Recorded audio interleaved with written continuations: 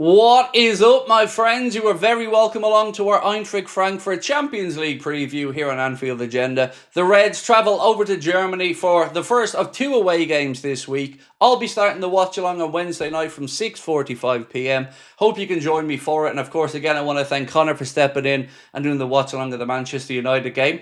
Over the course of this video, I'm going to slightly change things. I'm now going to be saying the 11 that I think he should be putting out rather than the 11 I think Garner will put out. Because if I went with his 11, well, this slump is probably going to carry on. So things need to change, and I'm going to start tonight by trying to predict the 11 that should be on that pitch, in my opinion. We'll give you a score prediction at the end as well, and we'll have a little look at our head-to-head history against Eintracht Frankfurt and their form coming into this fixture. With regards to injuries, look, as I'm sitting here now to record this, I don't know the extent of Ryan Gravenberch's ankle injury that he picked up yesterday, so I've erred on the side of caution and left him out of my starting 11. Other than that, it is Alisson Becker who is out, and I think we're pretty much fit on every other front. So that is that one. Now let's get stuck into a bit of a head-to-head with our opponents and of course their recent form, and then we'll get cracking with the starting 11. So as you can see, it was the UEFA Cup first round all the way back in 1973-74, and despite what you might be thinking, I wasn't born then.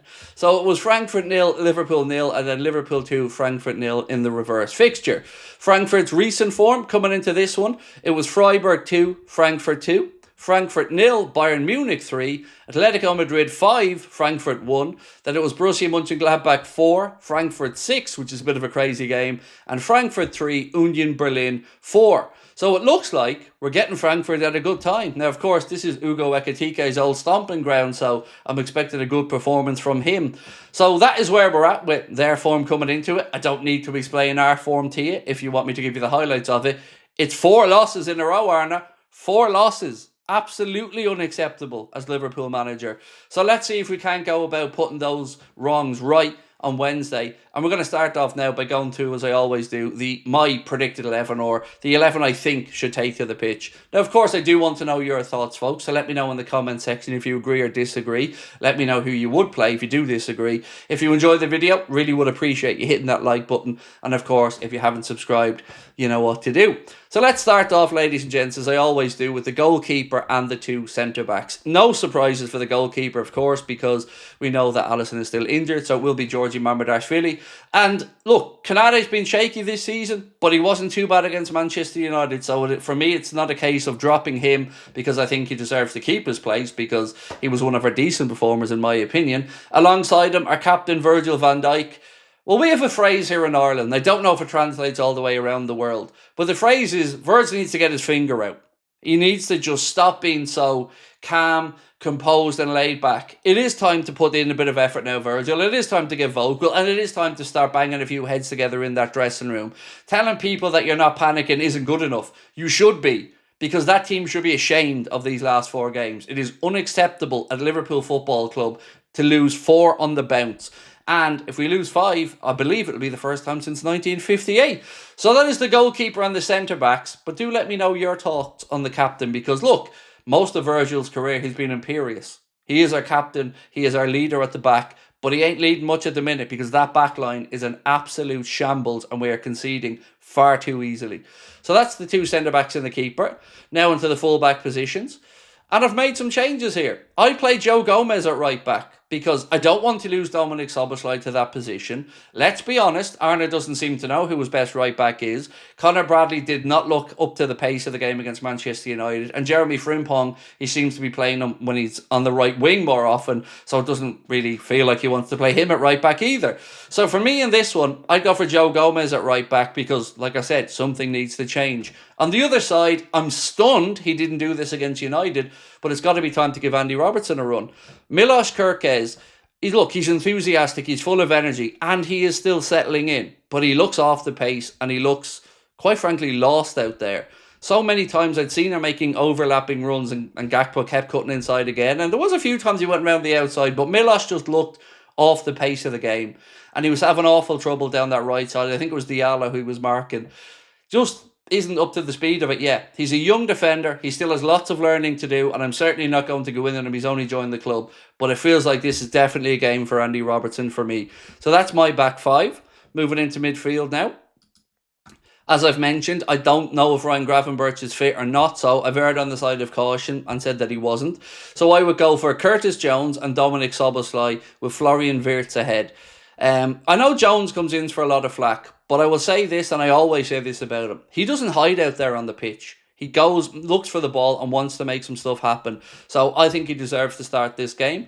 Dominic Szoboszlai has probably been one of our most consistent performers so far this season, so I would put him in alongside. And Florian Wirtz has to be played.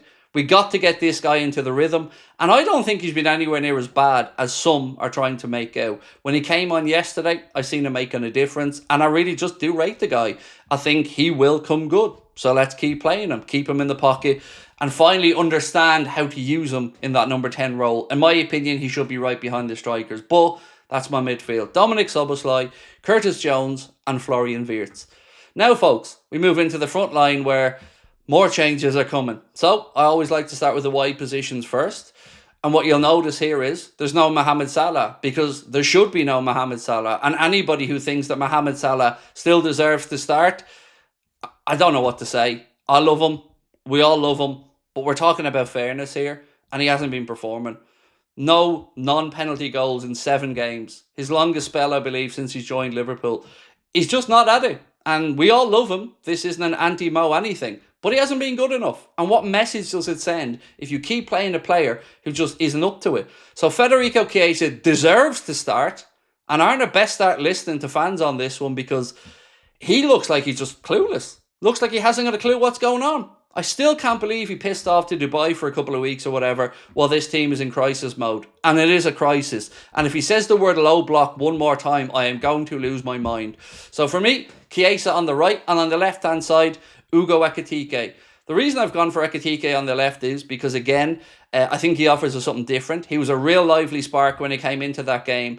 And I don't think there's anything wrong with trying to get Ekitike and Isak in the same team. We looked like we didn't know how to utilise Alexander Isak yet again. So why bring in a player if there's no plan of how to get the ball to him, no plan of where he likes it, no understanding or relationship built yet between him and anyone around him? We really just look like we're playing with 10 men. And it isn't his fault. Nobody's giving him opportunities. The ball isn't getting to where it should be. So that's my wide positions. And then through the centre, of course, I'm going to go for Alexander Isak. Now, I'm not saying Isak's been pulling up any trees either, but like I've said, he's not getting the service. So let's see if we can strike up a relationship. We know Chiesa's got to give 100% out there. We know Ekitike is as well. Like I said, he looked like a bundle of energy when he came on. And Alexander Isak is a 125/130 million pound striker who we've got to get firing. So once again, to run through the team, I would go with Mamardashvili in goal, Gomez at right back, Andy Robertson at left back, centre-back pairing of Ibrahim Konate and our captain Virgil van Dijk, a midfield of Dominic Szoboszlai, Curtis Jones and Florian Wirtz, Fede on the left, Ugo Ekitike on the right, and Alexander Isak through the middle. So, now just down to the score prediction, and the score prediction I've gone for is 2-2, because it would just be ludicrous of me to be arrogant on here to say we're going to go over there and we're going to battle them, we're going to go over there and we're going to win. We could win, we should win, but who knows at this point, folks? Who knows? I'm hoping that we find the knockout stage of the Champions League the time that we start to hit form. Because in the league right now, we've managed to turn a 5-point gap over Arsenal into a 4-point deficit behind Arsenal over the space of a few games. That is absolutely ridiculous. And we got to start putting it right. So we could win it, like I said. But I have to be fair and balanced of what I've seen. And it would just be delusional of me to keep coming on and saying we're going to win, we're going to win, we're going to win. I hope we do, but that's me being honest. So now look, it's over to you guys. Let me know your thoughts. I hope you'll join me for the watch along. We'll be starting from 6:45 p.m. This is an 8 p.m. kickoff. I'll be back to the usual full match day content. Watch along, player ratings video, match reaction. Hope you guys can come along and join me for it, because something has to give here. It cannot stay the way it is. We need to perform better. Appreciate you watching. Much love. Bye-bye.